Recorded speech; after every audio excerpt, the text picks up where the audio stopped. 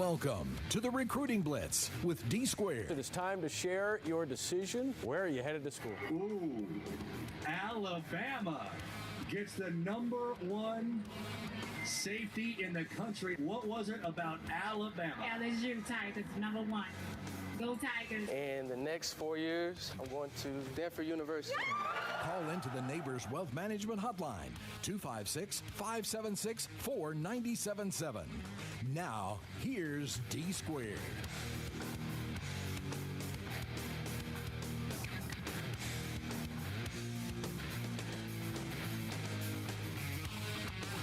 Welcome, everyone, to the Recruiting Blitz with D Squared. I am Drew DeArmond. Another shorter week. We're coming to you live on this Wednesday. We hope everyone had a great 4th of July holiday, was able to spend it with their friends and their families, celebrate the birth of our country. This is the greatest country in the world, the United States, the land of the free, the home of the brave. And we hope you had some great food and fellowship and fun. Again, we appreciate everybody for joining us and supporting the Blitz Sports Radio. It's almost upon the 1-year anniversary for us. We've been going strong for nearly a year now on our streaming channel. We are the sister station to ESPN 97.7 The Zone, and so many thousands of you have, but continue to download our 97.7 The Zone app because we're going to have so much going on over the next several weeks. When you talk about the Braves, they're red hot, the best team in baseball, but you're also talking about what we've got going on, with High School Media Day coming up on July 24th, which is going to be High School Football Media Day in Madison County. We're really looking forward to that. It'll be at Toyota Field. It's going to be a great event.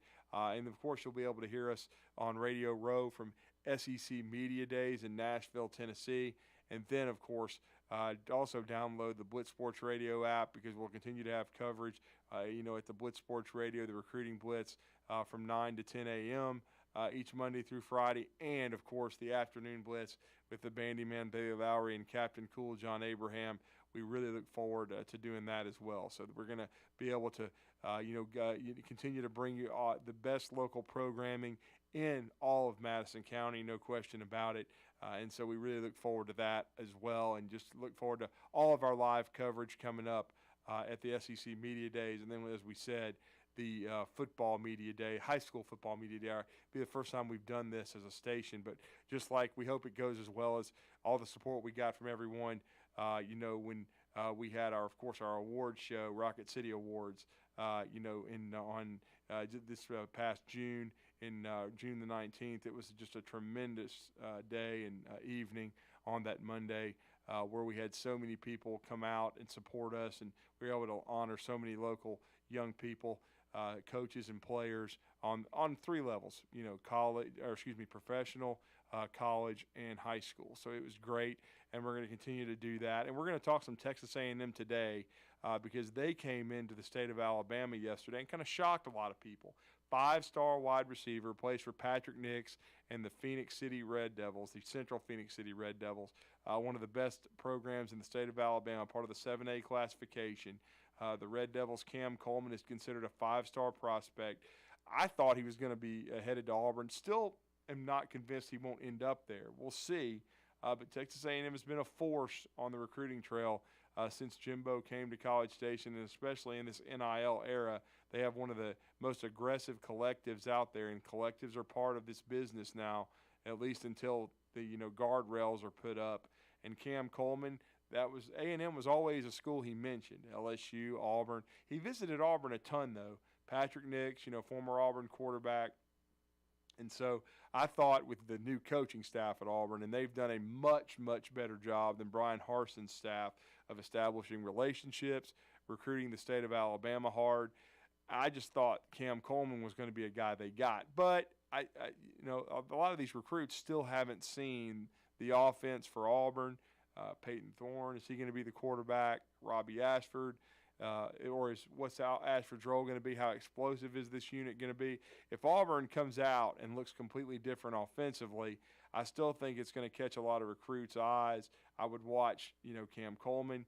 Alabama's going to have to work to hold on to Perry Thompson, though. Him going to Julio Jones' alma mater at Foley, I think, helps. But still, Auburn has been putting a lot of work and time in with him as well. So we'll have to see. And, of course, A&M's going to be going in slightly a different offensive direction with Bobby Petrino coming in. We're going to talk to Andrew Hattersley of Gig'em 247 in just a few minutes about that because, again, there's a lot of unanswered questions about Texas A&M.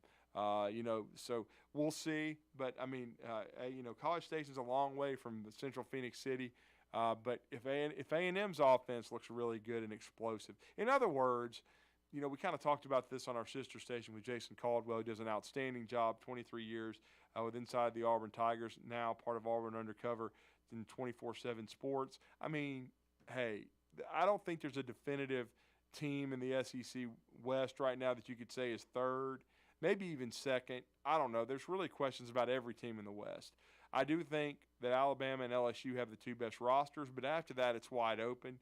If A&M turns it around and has a good year, 9 wins or so, and they finish third, or Auburn does, and Auburn's polarizing because they have, so many new faces on their roster, then if they step up and have a really good year, then hey, it could change the recruiting fortunes for both of those schools. And then when you combine that with the aggression of the collective for Texas A&M and their NIL commitments. Hey, I mean, 2 years ago they put together a huge class, and they had a decent year that year, pretty good year. Last year was terrible compared to the talent they have. They still have a lot of talent on their roster, so it's going to be interesting. Whoever has the better year among those two, whether it be A&M or Auburn, could stockpile it into a top 10 recruiting class, no question about it. And so we'll see, no doubt. But it would be a huge, improvement for Auburn. Now, Hugh Freeze and his staff did a remarkable job of moving Auburn up from the 50s into the top 20 at the end. And A&M still had a really good recruiting year in the top 15 or so, but not, where they had been recruiting under Jimbo, the top 15 to 20. But I still think either one of those schools, when you look at it, could jump up in the recruiting rankings this year if they have the kind of season on the field that could translate to recruiting success. Because, again, Auburn, with On to Victory, is becoming much more aggressive with their NIL. I know they revamped it really during last season and really had begun that before they hired Hugh Freeze. But from the get-go, the 12th Man Foundation or whatnot has really been aggressive for Texas A&M.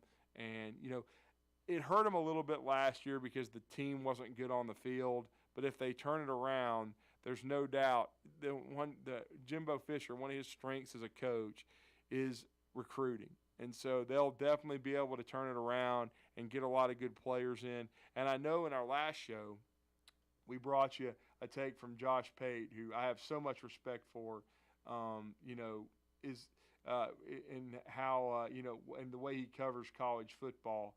But, and Jimbo Fisher is very polarizing. I mean, I've criticized him on this show and on my Talking Ball show. But just a couple of weeks ago, he had an interesting take on Jimbo Fisher and, and the renewed optimism, within their program and, and the fresh face of Bobby Petrino potentially calling the plays. Now, is this going to go over like Gus Malzahn, where Gus was still so heavy-handed? We'll see. But I wanted to bring you Josh Pate's take on Jimbo Fisher and Texas A&M going into this season. We are a show based on facts and data and science. The Pate State Science Department is undefeated. And so recently, for instance, we used science to conclude such things as Ohio State's going to win the national championship by looking at 2024 mock drafts. It gets no more scientific than that. Believe it or not, some people actually thought I was serious about that. So if you think I'm serious about that, you deserve every bit of ridicule you get in the comment section. Anyway, we went back in the lab today, and it has to do with Jimbo Fisher, and it has to do with Texas A&M. A lot of folks don't like this guy. I have come to realize a lot of folks don't like Jimbo Fisher. Where do I stand on this? A lot of you thought I was carrying water for Dabo Swinney the other day, even though I criticized multiple things about him. Sometimes I believe people don't watch the videos and they just comment. I don't know where that comes from. I just have a crazy hunch about that. Anyway, I hop on Twitter today, again, science, because I had a hypothesis, We all know the scientific method. I tested it with an experiment, just put out the tweet. The tweet was very simple, and it asked the following question: what is your opinion of Jimbo Fisher? Next thing we have to do, we have to analyze the data, and then we report our conclusion. And the conclusion, Colin, I could have used a drum roll here, but that's okay, is Jimbo Fisher's just not very well liked in the college football public. Gasp. So that's our what. But what about the why? Why is this man not liked?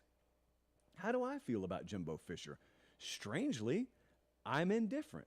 And I'm the only person that's indifferent on this planet when it comes to Jimbo Fisher. Remember, we were talking about A&M the other day, and I told you I think Jimbo Fisher's a really interesting story because there's not hardly anyone out there who, when they hear his name, says, could take him or leave him, could go either way on him.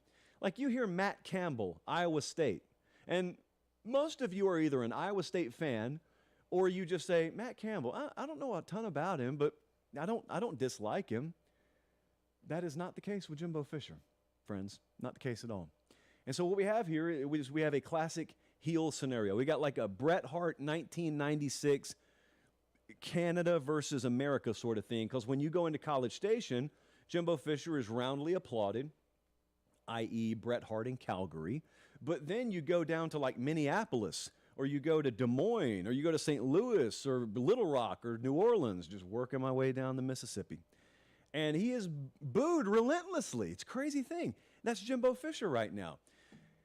And the best I could tell in my scientific research here, I gathered the following. There were 4 of the most common refrains in that tire fire that was that tweet earlier today. Was number 1, people think he's in over his head and he's a better offensive coordinator than a CEO, which is interesting because he just relinquished play calling duties, or so we've been told. And I believe he has, by the way. So a lot of folks look and say, program looks a little discombobulated. Looks a little bit like a mess. Jimbo Fisher, he got 37 play sheets in his hand, but none of them have shown him how to run a successful program in College Station so far. That's feedback bit number 1. Feedback bit number 2 is he's just flat out overrated and he's ineffective. This I get. Jimbo Fisher's paid a lot of money, which was also another common refrain. He's overpaid. A lot of y'all worried about how much money another man's making. I've never understood it, but I get it. I don't have to understand it to get it. So the whole overrated thing is Jimbo Fisher gets talked about a lot. A lot is expected of him because he gets paid a lot. And Texas A&M has not gone to Atlanta. They have not challenged for the college football playoff. Well, they've not made it. They were in the mix at least one of those years. And so people look at that and they say, well, to whomst much is given, much is expected. On the surface, I don't have a problem with that line of thinking, by the way. I've spoken about this many times.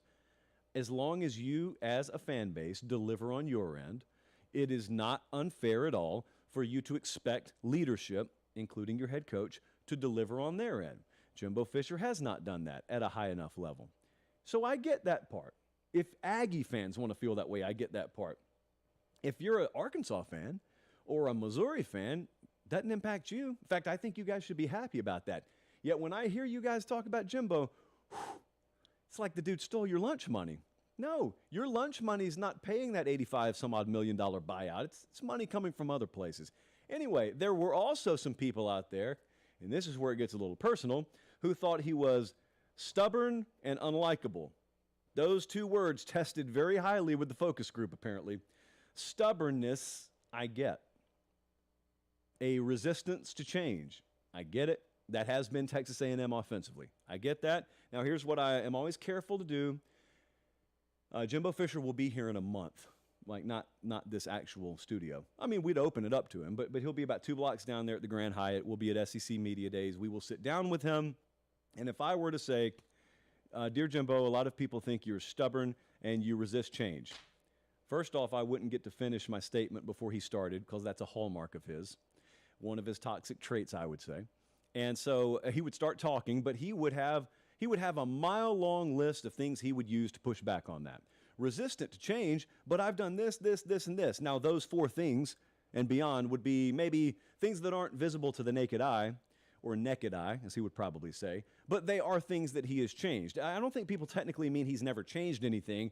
I think when they talk about it, it's from more a 50,000-foot level, and Texas A&M hasn't gotten results, and yet we look year to year to year, and it doesn't look a whole lot different on the field. That's the kind of resistance to change we're talking about. This is me now speaking for the tweeters and the people who gave the feedback.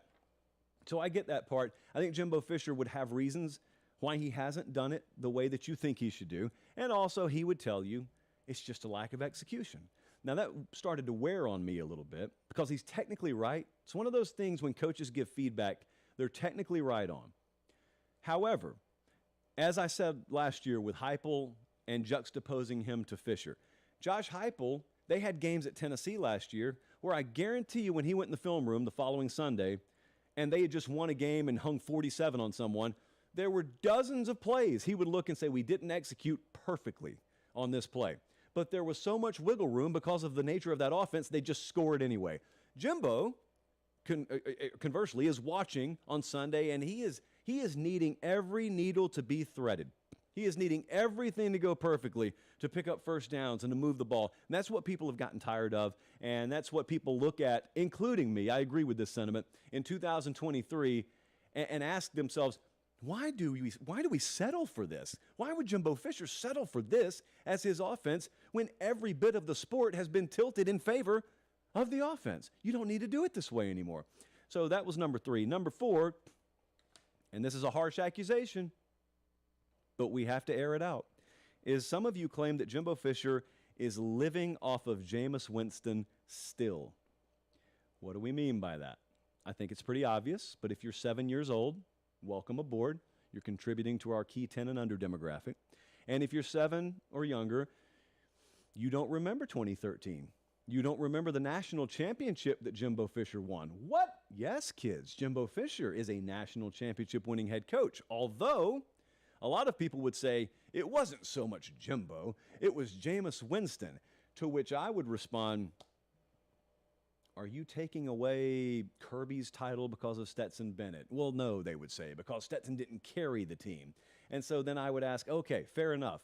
Saban with Mac Jones, or actually Saban with a couple of his different quarterbacks. What about Dabo, Deshaun Watson he had there, Trevor Lawrence? Do we apply that backwards logic to anyone else? Jimbo won a title because of a player that he recruited. No, Josh, Damian Craig recruited him. You mean the one who coached for Jimbo, is that right? Yes, okay. So conveniently, if you're trying to make an argument, sometimes if you're anti a coach, all of a sudden he doesn't get credit for what dudes he hired go do and what players he recruited go and do. I don't play that game. So Jimbo Fisher is doing exactly what he should do. Jimbo Fisher won a national championship in 2013, and he's leveraged it as hard as he possibly could. That is no different than what I would do in his case or what you would do in his case. Now, if you look at that and you say, well, it's not me, Josh, it's him, and I don't like him, there's not much I can do about that. After all, it is your opinion. I am just using this platform humbly and respectfully to disagree maybe with that little angle. But the merit of that argument I get a little bit, because what you're saying is everyone looks at this guy a certain way, and if I just change that one little thing in history, all of a sudden no one would look at him with such reverence. Okay, but the thing did happen, right? The thing did happen. You see, I argue the opposite, and the same folks making this argument about Fisher, if you just change that one thing, everyone would believe he's a bum. They don't want to go down the road with me of, hey, what happens if Ohio State just makes that field goal at the end of the playoff game last year against Georgia? And then they go and body bag TCU like we all know they would have. And you're looking at Ryan Day now, and instead of calling for his job, you have to call him national championship head coach Ryan Day. Number 1 in the Big Ten power ranking head coach was Ryan Day. Why doesn't anyone want to play the inverse of that game has always been my question. If you want to take away one positive thing and look at how it butterfly affects the rest of someone's career, how about taking away one negative thing? Or we could even play that game in Jimbo Fisher's line of work, in his world. We could take away a few negatives that have happened to Jimbo, self-inflicted though they may have been. What if we did that? So anyway, those are some of the reasons why people claim they don't like Jimbo Fisher, but that sets us up for this. If you believe in the story arc, Some of you out there have girlfriends. I get this story all the time. You watch the game because you're a hardcore fan, but your biggest quest is to find a way to make your significant other invested somehow in the game so that she is on board with you, and you guys are like working as a team to plan your social lives in the fall, and you want to get her on board with shunning fall weddings, which is an admirable quest to be on. And you guys have told me many times before, while I'm watching because I care about the outcome of the game, my wife is watching because she just cares about the stories. Well, if you want a story for her, or if you yourself are into the more storyline-based aspect of college football, we could be setting up for one of the great face turns in the history of college football. Because as far as I can see it, hardly anyone outside of Aggie land likes Jimbo Fisher right now. We would call that a heel. How do you pull the face turn? How does he become a good guy? Here's how it happens. Twofold at least. Number one, the Bobby Petrino hire has to work out. If the Petrino hire works out and Fisher stays out of the way and he truly does delegate authority and play calling and whatnot in the offense, all of a sudden is leaps and bounds better this year. A&M's right in the thick of the college football playoff race. Come December, if that's the outcome, everyone is praising Jimbo Fisher. Doesn't matter how it actually happened behind the scenes. History books will say Jimbo pulled the lever, he turned the key. He brought Bobby Petrino in, he handpicked him. That was his first choice. That's what the history books will say. And the winners get to write the history books. So if A&M's a winner this year, they'll write the history the way they want it written, and then we will just dutifully disseminate it. So if that happens, imagine how different it feels all of a sudden. Jimbo's seen the light. That's what you'll say in December. Jimbo, took him a little while, but he finally came around. Now that they can move the ball effectively down there, now all of a sudden everyone remembers the amount of talent they have. Oh boy, recruiting's not slowing down for them. And then everyone remembers the bottomless amount of resources that A&M has. And then here's the second part, and this is key when it comes to a face turn. He has to let his personality show. Jimbo Fisher's got a great personality. He's one of the funniest dudes you could ever be around. He talks probably faster than anybody who has ever come from the state of West Virginia, nay, the entire Eastern time zone.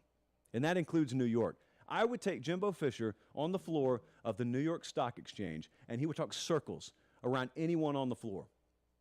He just defies every stereotype about someone who comes from a small country portion of the United States that he came from. I came from one of those places.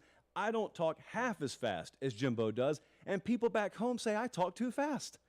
And I'd say, let me introduce you to my good buddy Jimbo, who hails in College Station, Texas. If those two things happen, if the offense is resurrected and therefore Texas A&M football is resurrected and Jimbo gets credit for it, as he opens up, as he loosens his tie a little bit, as he slows down just enough for you to actually understand the words coming out of his mouth, maybe he lets a reporter finish a question every now and then, smiles a little bit more, and just kind of lets you in. He lets you in on the joke. Jimbo Fisher becomes a good guy. And all of a sudden, voila, there you are in 2027. Jimbo signed a brand new multi-year extension. A&M's on top of the world, or right there in the thick of it every year. And Jimbo Fisher has gone from public enemy number one to Jimbo's okay to, you know who I kind of like that I used to not be able to stand? Jimbo Fisher. You could be looking at it. Of course, things could mushroom cloud and crash and burn fantastically this year, too. That's why it's a story arc. That's why it's a storyline. That's why I think a lot of people will be invested. That's Josh Pate with a very interesting take on Jimbo Fisher, and he's right. He could completely turn everything around. I don't know that I'll ever be a big fan of Jimbo's, but he certainly could turn around perception if he can turn A&M back into a power. His overall coaching record, as you see, is outstanding. He has over a 700 winning percentage, still over 650 at A&M, and of course had a great record at Florida State, including that national championship. Now, the national championship bought him a lot of time and equity with Florida State. If he won one at A&M, it certainly would. He'd probably have a job for life. They haven't won a national title since 1939. But again, they haven't made it to Atlanta yet. If they could make it to Atlanta, which means you're jumping over the LSUs and the Alabamas and everything, then that would be huge with the fan base as well. We're going to discuss all that with a first-time guest. He is set to join us in just a few minutes. He does a great job as a beat writer for Gig'em 247, which is part of 24/7 Sports, and we're going to talk about that huge commitment they got yesterday. They're number 9 in the 24/7 Sports rankings right now currently. Andrew Hattersley is going to join us, and we're going to talk some Texas A&M football next. Stay with us here on this edition of the Recruiting Blitz on Blitz Sports Radio. I am D Squared. You've got to experience Toyotathon at Bill Penny Toyota. They've got the selection with over 700 new Toyotas to choose from. And they've got the extras with Bill Penny perks and a 10-year unlimited warranty. So get on over to Bill Penny Toyota today and experience Toyotathon. Bill Penny Toyota in Huntsville and online at BillPennyToyota.com. Bill Penny's Toyota 10-year unlimited warranty is valid through the 10th year of ownership. Valid on new vehicles only. See dealer for details. Hey folks, this is Arthur Seed, managing partner of University Kia, letting you know we are proud supporters of Crimson Tide football. Stop into University Kia today and shop our large selection of new Kias, including the all-new Telluride 8-passenger SUV, the stylish new K5, and sporty new Seltos. Visit universitykia.com for all our great offers. And get pre-approved in minutes so you can drive home your new Kia today, because we want to see you in a Kia. Roll Tide! At Bryant Bank, we believe your goals are worth chasing, and every step along the way is worth celebrating. From your hopes for the future to the challenges that keep you up at night, we're here for you. Bryant bankers put care into action to help you live legendary by stepping up when you need us most and doing what's right, even when no one is watching. Come experience a local bank whose people greet you by name and treat you like family. Bryant Bank, member FDIC. You want the right specialist for your recovery. At SportsMed Orthopedic Surgery and Spine Center, we understand every body is different. Your muscles and bones are unique, as is your body. Our SportsMed specialists offer innovative treatments and minimally invasive procedures, allowing you to quickly return to the life you love. Locations in Huntsville, Madison, Athens, and Decatur, and on the web at sportsmedalabama.com.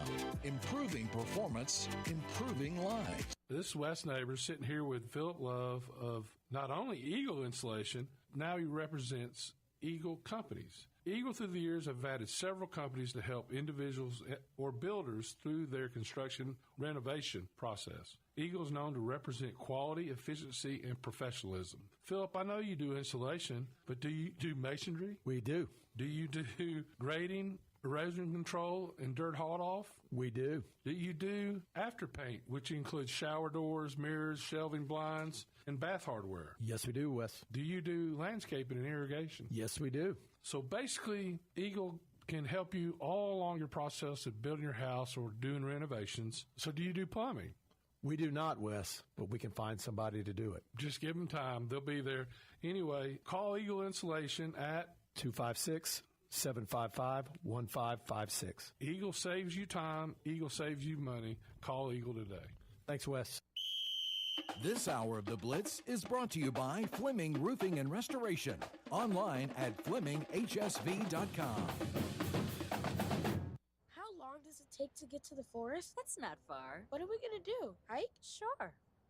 Are we there yet? Yep. It's a short drive from your neighborhood to your naturehood. Visit discovertheforest.org, brought to you by the Ad Council and the U.S. Forest Service. The Blitz has been called.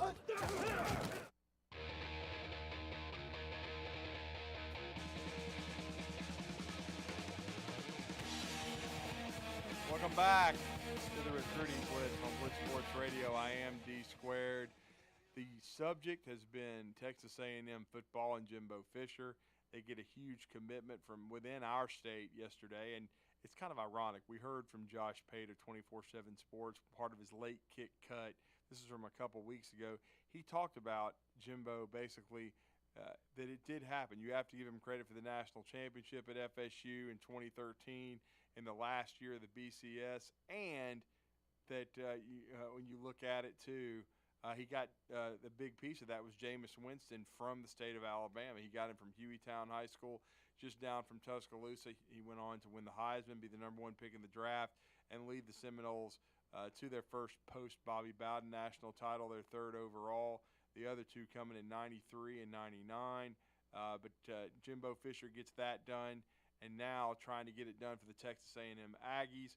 And we are going to talk to our guest who's now with us on the Neighbors Wealth Management Hotline. First-time guest on the show, but we always enjoy, connecting with new folks. He does a great job with Gig'em 247, part of 24/7 Sports, which is, of course, Josh Pate's employer as well, and that's Andrew Hattersley, and he's with us now on the Neighbors Wealth Management Hotline. Andrew, good morning. Hope you had a great 4th of July. How are you? Good morning, Drew. How you doing? Thanks so much to you as well, and thanks for having me on. Hope you had a good 4th as well. Yeah, absolutely. Got a chance to spend some quality time with family. Going to have a short work week this week, but certainly we're glad to be back at it. And I know you were relaxing and trying to have some time off for the 4th of July, but A&M had some fireworks yesterday. Certainly surprised me. I mean, I knew they were in the midst of recruiting him, and they were definitely one of the 3 or 4 schools that were deep in it. But surprised that Cam Coleman committed to A&M. I was looking at Auburn, but I know Jimbo's a force on the recruiting trail. 2 years ago, they put together a monster class. And then, of course, he did it constantly at FSU. He's recruited well during most of his tenure with A&M. Even last year, with the struggles on the field, they finished 15th in the 24/7 Sports rankings. But how big a surprise was it for you guys at Gig'em 247 that Cam Coleman pulled the trigger now for A&M? Yeah, I think the timing for me was the biggest maybe surprise.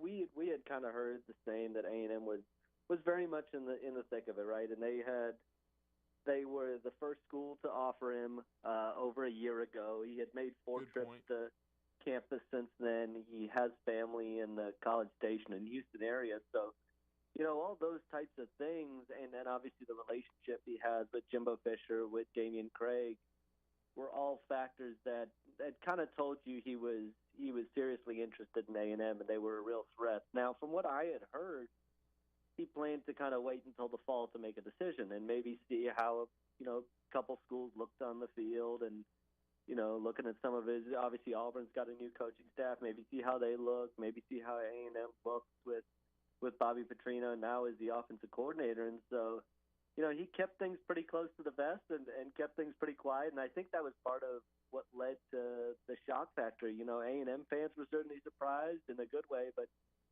you look at some of the other fan bases, and he just didn't let a whole lot out. And so I think that was part of what led into it. But I think for a while A&M felt like they were really in the mix, and you never know sometimes how these things are going to fall. Well, you bring up a very good point too about Damian Craig, who's been with Jimbo Fisher on multiple occasions and is a legend back in Alabama. Certainly was a quarterback that led Auburn to the SEC championship game, nearly beat Tennessee in 1998. He was SEC Player of the Year, from the city of Mobile. So he's recruited the state of Alabama for a long time, no doubt about it. And from the Pritchard area, I believe he went to Blunt High School. And so again, he knows the blueprint really well. And correct me if I'm wrong, I believe he also helped him years ago with Jameis Winston as well. He's been with Jimbo for quite a while, and also been back at Auburn for a stint with his alma mater. But interesting that Damian Craig is still a force within the state of Alabama, and Jimbo has recruited the state of Alabama extensively on all his stops. I mean, they got Jamarcus Russell when he was at LSU, so they're very familiar with the state of Alabama. No, they definitely are, and you're absolutely right. Obviously, his ties to the Auburn program in that state is well documented, and he and Jimbo have been together for so long at this point that they are really sort of tied at the hip. And I would also add Tommy Robinson. He's not there anymore, but he's a Phoenix City, Alabama guy, and when you kind of think about it, he was the guy that actually was out there. That was his area that he was recruiting last year, and extended a couple of those offers, obviously, to Cameron Coleman and Jaden Coleman, who is also from that area. And so, they've got several ties to the staff, and I think Jimbo kind of takes the attitude. There's a lot of really, really good talent in that Alabama area.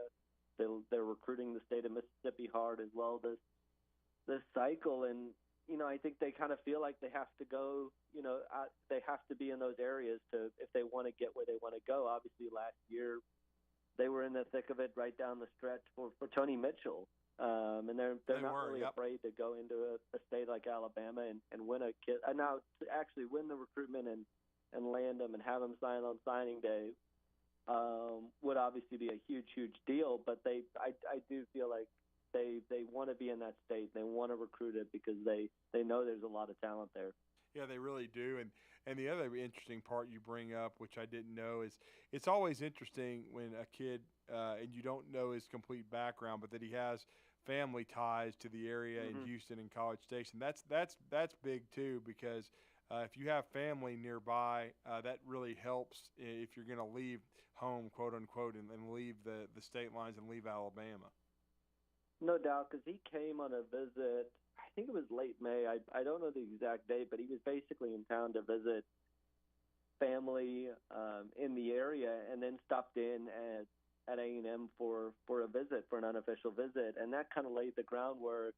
The feedback coming out of that visit was, hey, he really loved it here. He had been in mid-April, obviously, for the maroon and white spring game, came back in late May, obviously, to spend some time with family and make that trip, and that laid the groundwork for the official visit to come a couple weeks later. And so, I think that's an angle that a lot of people may not know about, but it certainly worked in A&M's favor. And you're right, because if you're going to leave home like all of us do, you want to go a place that you're going to be comfortable, and if you have family in the area or need something or want to spend, a weekend, and get away from the program for a weekend, that certainly helps, and that makes a kid feel a lot more comfortable leaving town. Well, and you see, I've said this about Auburn and A&M because I'll be honest, I think when you'll be there, I'll be there in just in several days in the third week of July in Nashville for SEC Media Days. Yeah. I'm ready to pick Alabama and LSU as the top two in the West, but third is wide open to me. I don't really know who it can be. I think A&M definitely has the talent still to be there. Auburn is polarizing. They could overachieve, and I think that would be their ceiling, but they could finish third.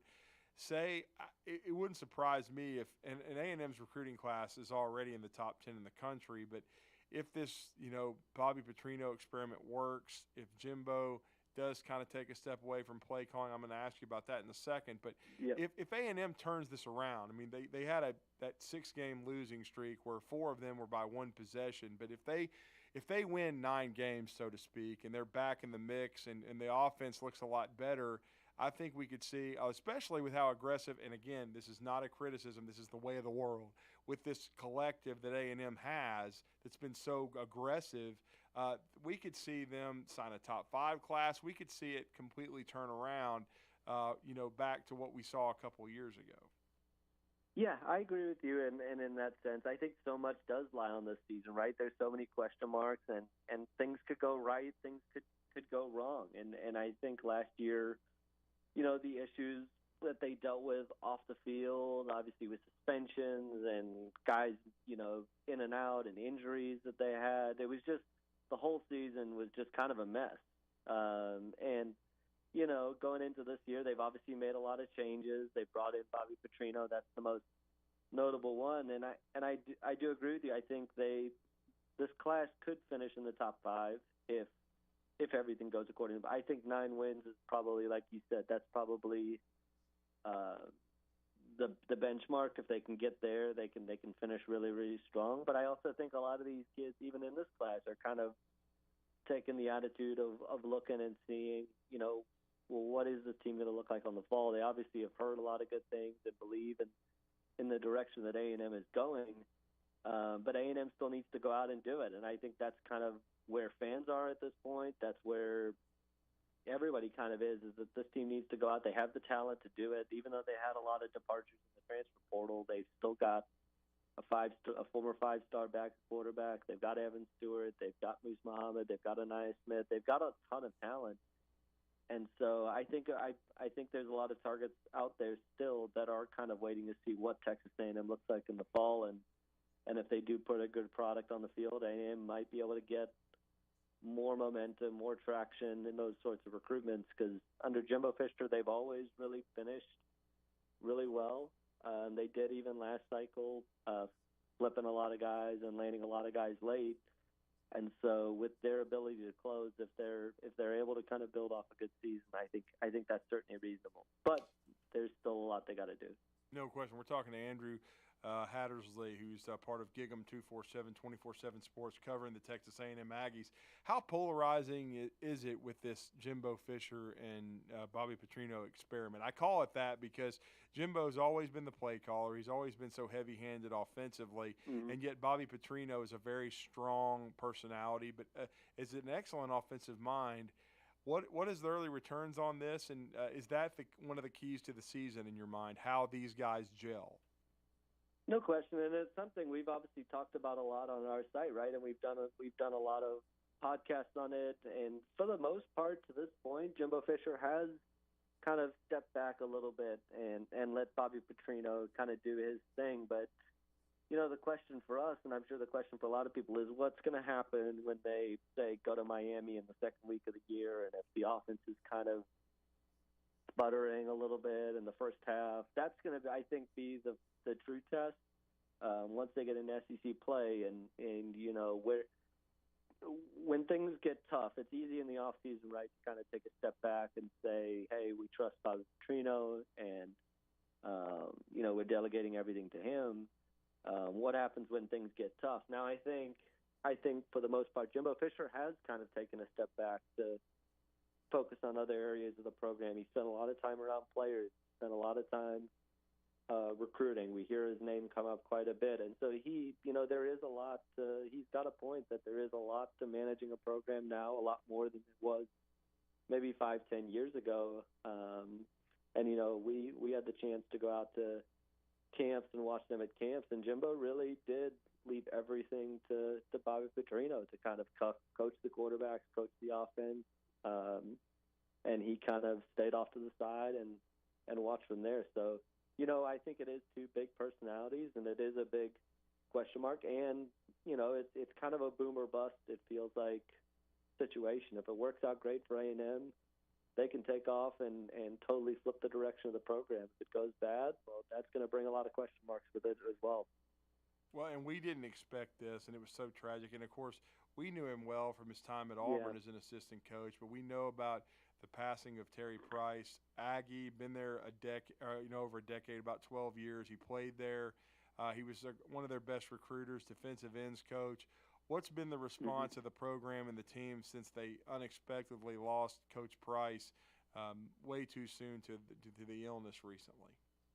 Yeah, I think there's a tremendous amount of sadness. You know, he's a guy that no matter who you were, he was able to kind of connect with you off the field and had a special way of delivering relationships or building those relationships, whether you were a player, whether you were a fan, whether you were a recruit. He had kind of that special way of building relationships, and so there has been kind of that air of sadness, and I would be interested to kind of hear in the future what they're kind of thinking about honoring him. I'm sure they're going to end up doing something. I think they're at this point trying to kind of figure out how they move forward. Right? They're lucky to have a guy like Elijah Robinson that can man that defensive line room. Until they do figure out what direction they want to go. They've got Tony Girardetti, who's been pretty involved in as a graduate assistant, helping out there as well. But it's a tremendous loss, and I think they're still kind of grappling with what direction they go, who do they choose to hire. And, you know, it happened to come at a really tough time, too. It came in the middle of recruiting in the middle of June, and so, you know, it happened on a Friday right before an official visit weekend, and so that's a really tough spot for the coaching staff to be in. Of do you go through with this official visit weekend, and do you have kids coming in, and how do you kind of function? And so I think they're in that stage of grieving and trying to figure out where they kind of go next. And, you know, I do think they plan to bring in another defensive line coach from what they've kind of said, but just a big loss, and he will certainly be missed. I know a lot of players and recruits. You know, he was known for his barbecuing. I'm sure a lot of Auburn fans have kind of seen that on social media. He was a big griller, and so they're going to certainly miss him. Oh, they certainly are. I mean, he was well respected throughout the coaching fraternity. There was a lot of people reaching out when he did pass away, and I certainly was as shocked as anyone when I heard about it. And again, still thoughts and prayers out to the Aggie family losing one of their own in Terry Price. But now, in the last few minutes with you, Andrew, in your mind, besides the dynamic offensively and improving there and Connor Wegman stepping up, what are the other storylines for you heading into fall camp for the Aggies that you're going to be following the closest with this football team heading into a crucial year? Is I guess overall though, before you answer that, I guess first and foremost though, is Jimbo Fisher on the hot seat, and how hot is it right now? Yeah, I certainly saw all the the kind of the discussion points about that last year, and I think he's still probably got some time left. I think the seat is certainly getting hotter, but that buyout is just so big that I think you've got to obviously, they've got to kind of turn it around. You kind of got your one restart, right? Like you kind of got your Bobby Petrino in now, and you go from here. And so I think if things don't go well, the seat will certainly get hotter. I would say he's still probably got a couple years to turn this thing around, unless things just go horribly wrong this year again, like a 5-7 year again, or anything like that. But my biggest question mark comes up front at the offensive line. That was an area that, frankly, did not play well last year. And you've got Ruben Fothery back, you've got Trey Zune back, Layden Robinson's back, Cam Dewberry's back, and Bryce Foster is back as the center. That group has to play better. And a lot was made about the quarterbacks last year, obviously, between Max Johnson, Haynes King, and Connor Wigman, but they did not protect well. There were issues with snaps. There were issues in the run games at times. That group has got to be better, and that falls on Steve Adazio, who's now going into his second year. So that would be my first thing. And then in the secondary, there's a lot of new faces there. Obviously, Tyreek Chappell's back. They've got Tony Grimes, a transfer from North Carolina, Sam McCall. Yep. And then behind that is a couple young guys. They're having to replace Antonio Johnson. They've got a guy in Bryce Anderson who they are through the wall excited about and think that he can be a special player and potentially kind of that next great nickel that they've had. But, he's still only a sophomore. He's going to probably have his growing pains. And so that would be my big thing. And then, the other big thing to watch this year is they have got to be better defending the run. Last year, they could not get off the field.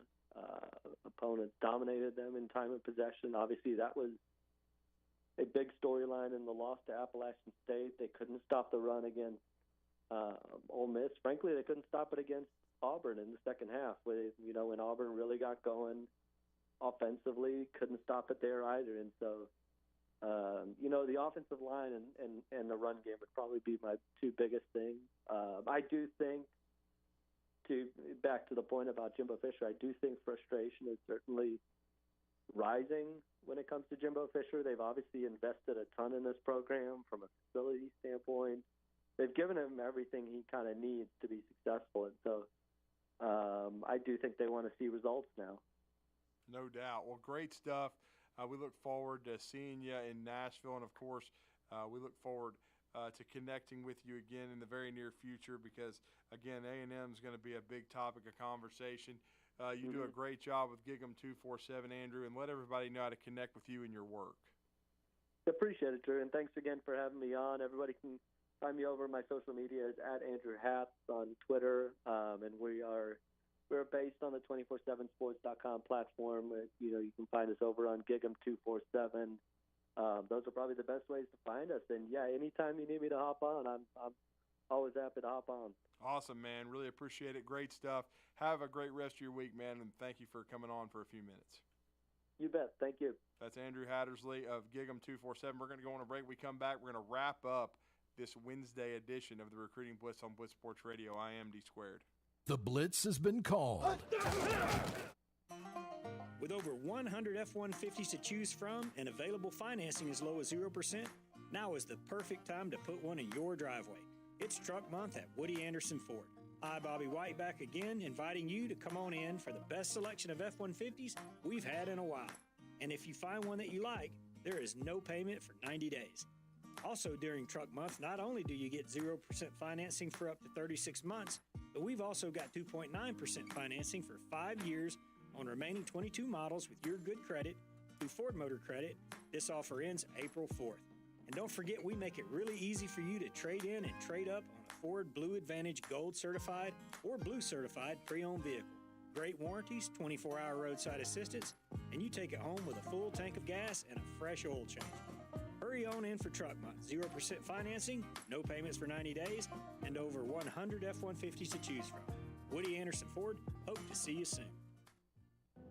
To fasten your seatbelt, insert the metal fittings and tighten the strap. And in the event of a sudden rush of cabin generosity, your seat cushion can be used to grant wishes. How? By donating your airline miles to Make-A-Wish. Why? Because your frequent flyer account is stuffed as fat as your carry-on. And just like the workout clothes you packed, you're never going to use all those miles. But if you donate some to Make-A-Wish, you can give wishes wings and put sick kids right where you're sitting now. No, not in seats to Newark. Seats to fun family places, breaks from treatments and doctor visits and hospital stays, wishes to feel better, and lots of times get better too. Push your call buttons if you feel me. Alrighty then, well, once we reach cruising altitude, you can use your electronic device to make your pledge of miles or money to Make-A-Wish at GiveWishesWings.org. That's GiveWishesWings.org. And then move about the cabin with pride, knowing that you've made a huge difference in the life of a Make-A-Wish kid, because wishes work wonders, people. TOC Sports has been there for you. Now, you're probably asking yourself, what does that mean? It means for more than 20 years, Alabama's largest orthopedic group has been there providing coverage and care to more schools and student athletes in the Tennessee Valley than any other group. It means whether you are the star football player, the all-region volleyball ace, or someone who hurt their knee in a weekend pickup basketball game, TOC Sports physicians are proud to have the opportunity to care for all your orthopedic needs. It means for parents, coaches, athletes, desk jockeys, or even weekend warriors, TOC Sports physicians continue to meet and exceed the orthopedic and sports medicine needs of our community. But most importantly, during these challenging times, we're here for you now and will continue to be here. So as long as there are players on the field, games to be played, and contests to be won, the orthopedic specialists from TOC Sports will be ready to help. We don't know what the future holds, but you can count on the TOC Sports team to stay committed to you so you can stay in the game. Call 256-539-2728 today and ask to see a TOC Sports physician. Check them out online, also Facebook, Twitter, and Instagram. Rambo Marine in Hazel Green is your one-stop shop for all things boating. Whether you are ready to surf with the newest Malibu weight boat or cruise in a Cobalt or Barletta pontoon, we have a boat ready for you and your family. Rambo Marine provides exceptional service second to none, so that you are ready to hit the water in no time. Stop by Rambo Marine today. We know boats.